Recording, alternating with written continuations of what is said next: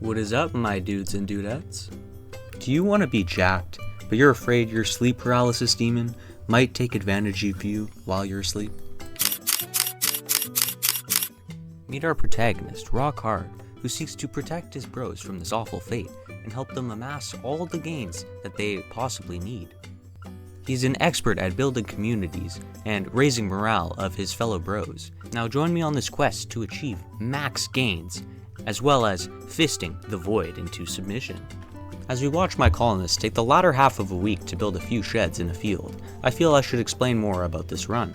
We will also be including in our ideology the two worst memes in the game, which are blindside and nudism, and also I decided weapons were way too easy, so we aren't allowed to use those either. While we were building the gym, we were raided by a bald guy who we promptly took out and then captured. And I also forgot to introduce our other two characters. We have Growly Hole, who is our main constructor and miner, and we also have Bulk Bogan, who will be our planter and cook. We then began attempting to recruit our newest hostage by describing the many benefits of removing your eyes with a rusty spoon, fist-fighting SCPs, and being naked around all the bros. I then had Rock Hard approach an ancient monolith and take a fat shit on it because I fundamentally do not respect the void. However, this must have aggravated the demons of the night as they sent a Timu Slenderman after Bulk Bogan. The boys were able to overpower it, and then we strapped it to a table behind our bed. We were then able to convince our prisoner the many benefits of being surrounded by your half-naked bros and cuddling at night, and he would now be graduated to our local twink. It was now that I realized I forgot to make the bare essentials for my colonists, so naturally I began creating hundreds of statues of the bros and put a chair in the corner for reasons. I had also finally decided on a name for our newest member, and he will now be known as Gooch Guardian. Apparently Bulk Bogan's elderly father had crashed upon our site, but I didn't want to have to babysit an old man, and really thought about it, so we left him to die and made a statue of him dancing seductively. We protected a war criminal because apparently he had a lead onto where two suppositories were that give you magic powers. However, he was actually quite useless, so we decided to banish him anyway. It was now that I had a revelation. If the void was going to send hordes of sight stealers after us, they can't steal our sight if we peel out our eyes with rusty utensils first. This also had a chance of giving us magic powers for free just by trading in our eyes. However, because of this genius level play, the void decided to instead send various large rabid animals after us. So naturally, I began building traps literally everywhere in our base. I'm sure a base filled with blind people and bear traps will never have any consequences. I was pleasantly surprised at how effective the traps were. However, when it looked like we were winning, Randy decided to just throw a handful of dollar store Sonic the Hedgehogs at us. Now normally these would be a pain for us to fight because when you try to lock them in melee they run away. However, they were too busy eating our stools to notice our approach. We then captured these ones too for study, but it turned out we didn't have enough containment, so we had to seal these monsters in before they woke up. But forcing them to build a giant cage for 2 days straight may have pushed it a little too far, so I decided to have a party so they could relieve stress.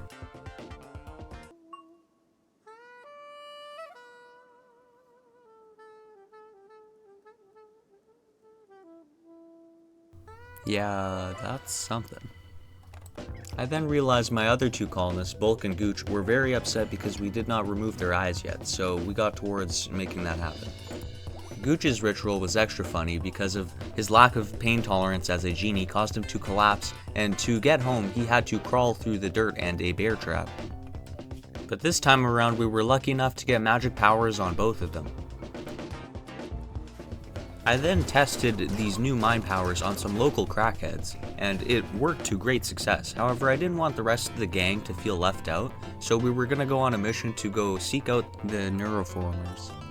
However, we were interrupted by this random pig guy who wanted to join. I allowed him to tag along so that he could prove his worth in battle. Unfortunately, Gooch was out of brain juice, so we were going to have to fist them normally.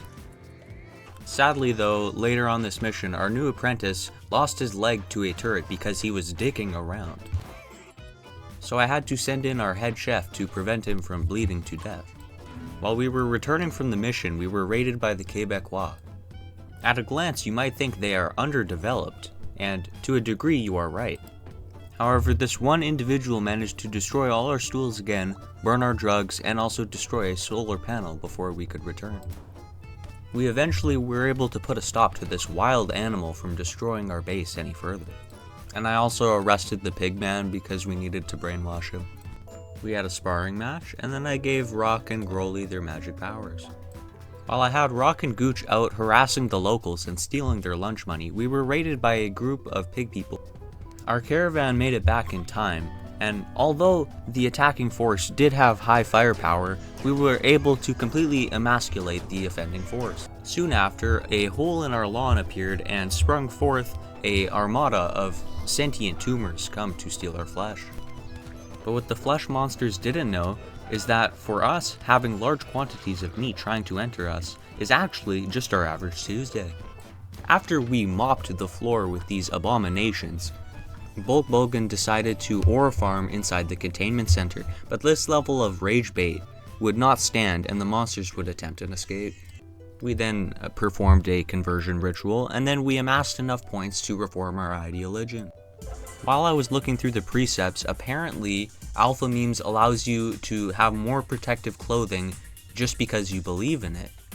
Oh, and I neglected to mention, we have a mod that allows my people to wear slave straps and it still counts as nudist clothing.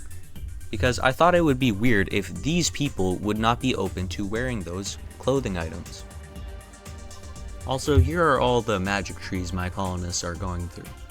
I then remembered that the gateway to the underworld in our backyard was still very much open, and we promptly plunged into the darkness below. But it made for an uphill battle, for we were fighting in their home turf. We made good headway, but we were forced to turn back because of our accumulated wounds.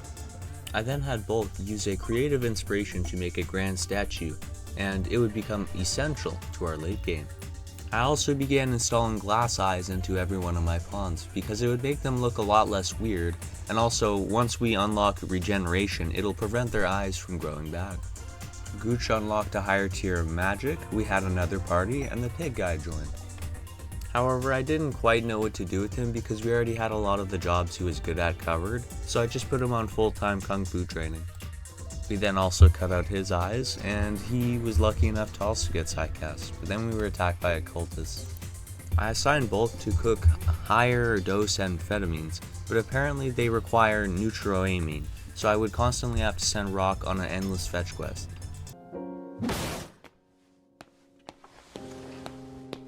I then decided a name for our pigman.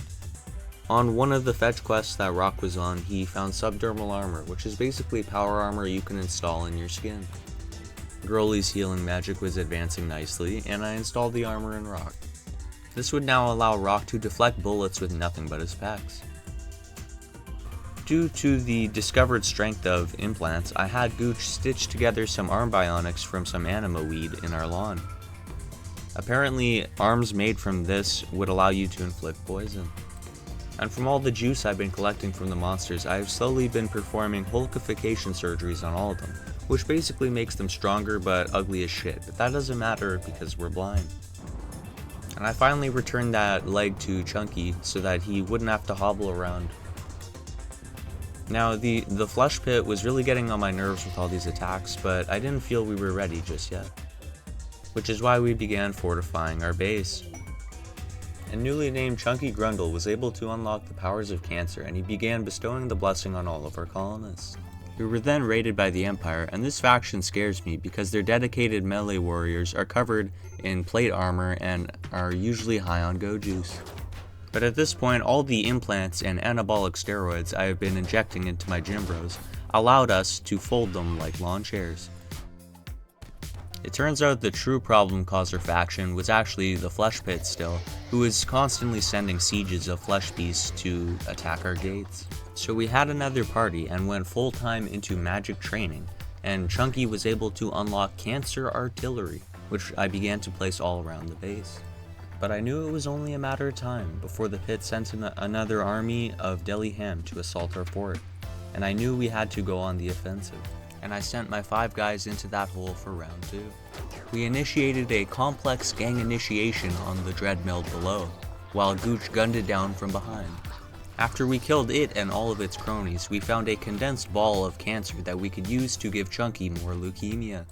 Speaking of which, Chunky had discovered a way to make the red pill from the Matrix. We performed a trial run of our cancer artillery on some passing pig people, which did not go well with test audiences, and they tried to steal our cancer meatball. But we caught up to them and curb stomped them before they were able to complete the heist of the century. Since even sentient sausages still posed us a nuisance, we began to focus on improving our front line. With every punch thrown with these new tree arms, we can deliver a potent neurotoxin as well as erectile dysfunction upon our enemies. I began poking the void again because I was bored, and the void answered by giving us all 3 obelisks at once. And when I had Chunky investigate these obelisks, he was promptly sent to the back rooms, where he then proceeded to take an entire month to find his way out of this maze. Back at home, we found an angry circle, so we put it on a platform. After Chunky found the exit to the back rooms, we began poking the void again.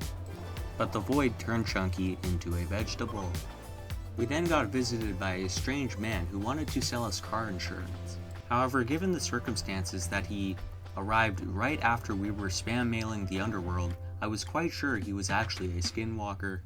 So we opened fire without hesitation, and I turned out to be correct on my assumption. Truly, this will be known as one of the greatest gamer moments of the year. At this point, we have sort of entered a golden age of gymbros. Not much else happened, other than us having parties, advancing our magic, and making sure that the answering machine of the underworld wanted to end itself. Truly, to the void, we had become akin to that one crazy ex that slashes your tires, stalks you in public, and tracks all your online activity. And much like said crazy ex, we would make sure to drive past his house at midnight, call him endlessly saying we miss him, and watch him fall asleep. I believe this is what the autistic youth are calling Riz these days. And it must have been working because in a moment of weakness, the void made an anomaly in our image. I remembered that we still had that carcinoma nugget, so I began making an implant for Chunky. I was trying to figure out what possibly could make a swole, half-nude pig man, on meth, any more terrifying than he already is. So I decided to give him a venomous bite and Deadpool levels of regeneration. But to prevent my experimentation, the flesh pit would now be coming to me. We charged face first into the incursion, but unbeknownst to me at the time, flesh beasts have since evolved to become quasi-literate and have since learned to perform basic medieval operations such as trepanning, resulting in Grolly getting brain damage and having to slowly wait for Chunky to regrow his brain with leukemia magic. And with Bulk busy tending some minor ouchies Gooch had amassed because he was being a wimp, it left Rock to have to carry this whole operation by ingesting a metal blood serum and giving the flesh blob a stroke. As I watched the flesh mass melt like a ice cream on a hot summer day, it was then that I noticed that the darkness began to set in. Now the darkness anomaly isn't too bad, but much like a sleepover with your homies, no matter how far you run, how much you hide, it's only a matter of time before somebody gets touched. And as such, Grolly received such horrendous backshots that he forgot to walk again.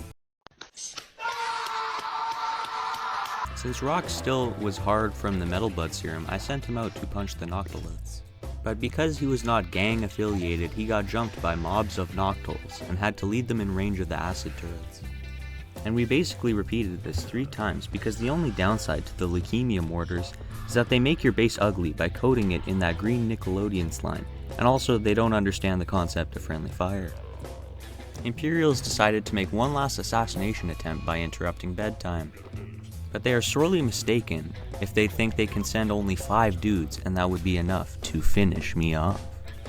Because I am a lazy bastard with no patience, I decided my base was so utterly beyond repair, mainly due to the cancer turrets, who were constantly shelling my own bedrooms and melting my furniture, that I chose to awaken the final tier of the monolith.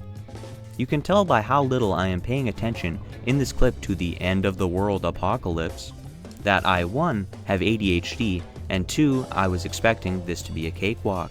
And I believe my sheer ignorance as a bumbling moron was mistaken by the Void to be disrespect.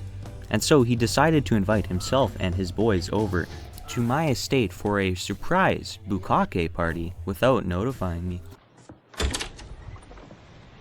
What in the actual fuck? Good evening, Johnny Cage. Strike teams of malignant meatballs lurked in our streets, gang beating and dogpiling us long enough for my own artillery to decide to shell us and like 3 out of 300 flesh beasts with metric shit tons of hydrochloric acid, only to then go on a 2-hour cooldown timer when we are being mobbed by the brunt of the flesh beast wave. Anyway, at this point, the scariest opponents on the battlefield, second only to my own turrets, were the metal horrors, because metal horrors don't feel pain, and their form comprises entirely of nails and rogue Lego bricks, which made trying to fistfight them on par with cock and ball torture. After we had stuck a fork into an outlet on the first void structure, a mob of noctuls had flooded the base. They aren't threatening on their own, but when in darkness, and more importantly when there's like 25 of them, you can be sure you won't be able to sit properly for a month after they are through with you. We had to hold the line in our bedroom whilst our artillery fired butt-clenchingly close to us. And for all the shit I've talked about these turrets, without them softening up the monsters by raining down corrosive boogers, we may not have made such a comeback. When we had a moment of respite, I realized the battleground and subsequently our bedroom looked like someone had dumped their Mountain Dew on it. Fortunately though for us, it was not actually Mountain Dew and it was only highly corrosive acid. Nonetheless, however, the acid managed to melt most of our bedroom, so we decided to relocate to our secondary gym/fighting pit, along with our woman statue for meditation, because what could make a man regenerate mental stamina faster than the terrifying threat of actually talking to a woman? I also sent Rock on a search and rescue mission to save our drugs, truly the most essential of our assets, because 1 second without our drugs and all of my colonists will go apeshit. Apparently the Void was having so much fun punishing me that their cult following wanted a turn. So I released the Angry Sphere and they couldn't decide who should be the one to beat my ass, because they began destroying each other.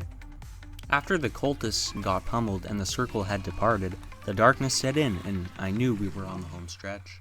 I had Rock take the red pill, which in exchange for giving Chunky a extreme migraine, gave Rock the ability to have 4 times the level of regeneration, and then I sent him to go destroy more void structures. We were making good progress, but it halted when I tried to drive a Devourer insane with Bulk and it jumped him. And it, chewing on Bulk, propped open the door and almost let an entire horde of monsters inside. We had to resort to eating the monsters, but Rock was almost finished short-circuiting these void structures, so we only have to deal with our insides becoming outsides a little longer. One of those 3 obelisks went critical and summoned clones of all our bros. However, most of us were in a half-vegetative state anyway, so it wasn't too hard to defeat them. Another push from the monsters almost put an end to this run, but we had activated all the void structures and awakened the monolith. So I sent Rock to dive into it head first, but when he arrived he was offered a choice: achieve his vengeance on the void or obtain power of the void. The promise of unlimited gains was a tempting offer, but with a heavy heart, Rock reached for the void and gave it a prostate exam with his closed fist. And with that, the bloodshed was over and the mission was completed. He returned to his bros for one last party.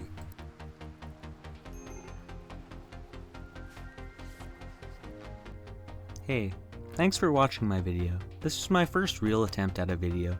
It took me a long time and I was learning how to edit in the middle of editing, and my PC is honestly kinda bad. Nonetheless though, it was a lot of fun and I hope you enjoyed it. See you next time.